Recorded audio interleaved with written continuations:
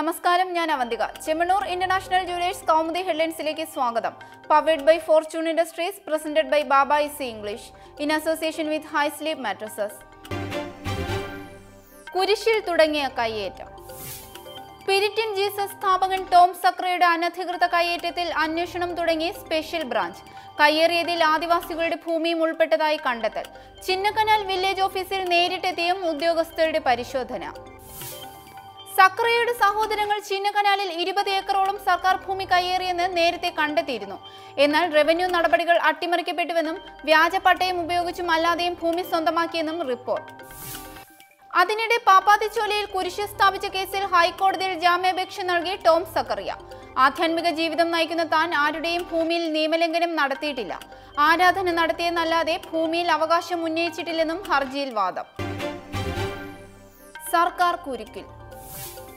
DGP നിയമനത്തിൽ സംസ്ഥാന സർക്കാരിനെ പ്രതിക്കൂട്ടിലാക്കി TP സെൻകുമാർ. പോലീസ് മേധാവിയായി പുനർനിയമിക്കണമെന്ന ഉത്തരവ് സർക്കാർ നടപ്പാക്കുന്നില്ലെന്ന് ചൂണ്ടിക്കാട്ടി സുപ്രീം കോടതിയിൽ സെൻകുമാറിന്റെ കോടതിയലക്ഷ്യ ഹർജി. നഷ്ടപ്പെട്ട സമയം നീട്ടി നൽകണമെന്നും ആവശ്യം. ചീഫ് സെക്രട്ടറി നളിനി നെറ്റോയെ എതിർകക്ഷിയാക്കിയ നടപടിയിൽ ഉദ്യോഗസ്ഥയ്ക്കെതിരെ ഉന്നയിച്ചിരിക്കുന്നത് ഗുരുതരമായ ആരോപണങ്ങൾ. നിയമനം വൈകിപ്പിക്കാൻ നളിനി നെറ്റോ സാധ്യമായതെല്ലാം ചെയ്യുമെന്ന് സെൻകുമാർ.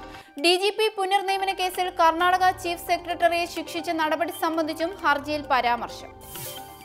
സെൻകുമാറിന് അനുകൂലമായി വിധിയുണ്ടായിട്ടും നിയമോപദേശം തേടി സർക്കാർ ഒളിച്ചുകളിച്ചത് 5 ദിവസം. സർക്കാർ തീരുമാനം വൈകുന്നത് എന്തുകൊണ്ടെന്നറിയില്ലെന്ന് TP സെൻകുമാർ. സർവീസ് കാലയളവ് മനഃപൂർവ്വം നഷ്ടപ്പെടുത്തിയെന്ന വാദം കോടതി അംഗീകരിച്ചാൽ DGP സ്ഥാനത്തു നിന്ന് മാറ്റി നിർത്തിയ 11 മാസക്കാലം അധികമായി അനുവദിക്കാനും സാധ്യത.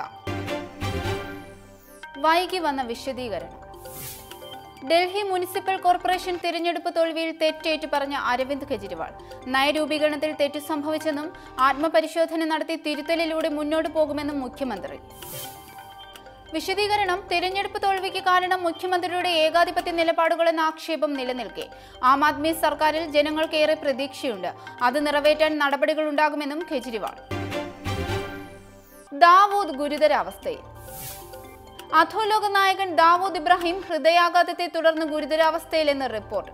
പാകിസ്ഥാനിലെ കറാച്ചിയിൽ ഇയാൾ വിദഗ്ധ ചികിത്സ തേടിയതായും വിവരം. അതേസമയം വാർത്ത നിഷേധിച്ച് ദാവൂദിന്റെ അനുയായി ഛോട്ടാ ഷക്കീൽ. പൂർണ്ണ ആരോഗ്യവാനെന്ന് പ്രതികരണം.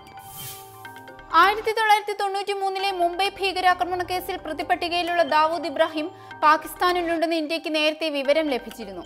കുറ്റവാളിയെ കൈമാറണമെന്ന് ആവശ്യപ്പെട്ടിട്ടും വിഷയത്തിൽ പാകിസ്ഥാൻ സ്വീകരിച്ചത് പ്രതികൂല നിലപാട്. ഇന്നത്തെ സ്വർണ്ണ-വെള്ളി നിരക്കുകൾ.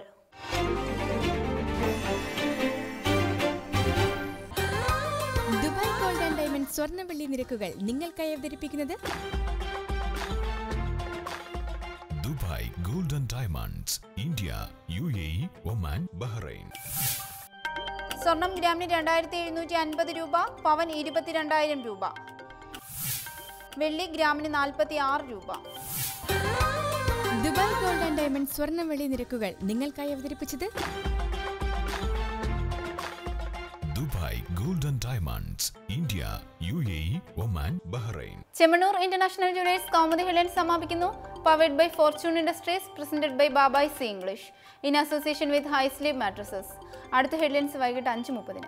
നമസ്കാരം.